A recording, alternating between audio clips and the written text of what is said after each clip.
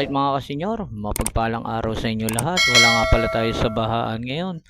Sa ibang lugar nga tayo napunta. Dito nga sa lugar kung saan malalaki ang langgam. Dito lang yan. Kung alam niyo yung lugar na yan, paki-comment down below. Dahil nga sa mga nangyayaring bahaan ngayon dito sa Bulacan, masasabi mo na lang mapapa Jesus Christ ka na lang. Tulad ng video na to. Jesus Christ.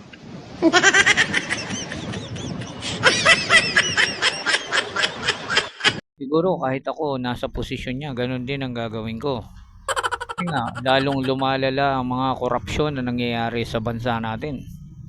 Siguro din dahil sa hindi na mapigilan yung kasamaan, ganun na lang, nagpadulas na lang siya sa baha. Kahit siguro na ikaw na makapangyarihan sa lahat, pag na ganun ang ginagawa ng mga tao, panay korupsyon, palagay ko magpapadulas ka na lang. Dahil hindi mo masaway sa kulit yung mga korupsyon na yan. By the way, anyway, ito na yung video natin. Simulan na natin. Another day, another way.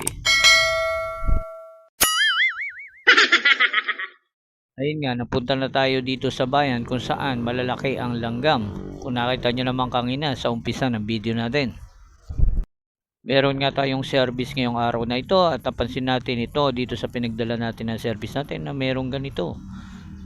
Sabi ko, wow, meron palang palaruan sa fast food na ito at ito ang nakita natin. Bakit ka ako ganun yung carnival, ibang iba dun sa tarpaulin? Ayun naman pala, iba naman po talaga pala to. Kaso nga lang nagliligpit na sila, noong February pa sila nandito. Sayang, hindi natin inabutan yung biking na paboritong sinasakyan ng mga tao. At yung mga mahilig magpunta sa Fiesta Carnival na ganito. Dito nga natin makikita ang isang character sa isang sikat na anime na paborito ng mga mahilig sa manga or Japanese cartoons.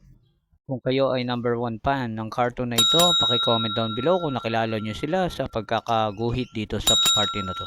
Kung kayo ay may experience sa pagsakay ng biking o sa mga piyesta, carnival na tulad nito, paki-comment down below.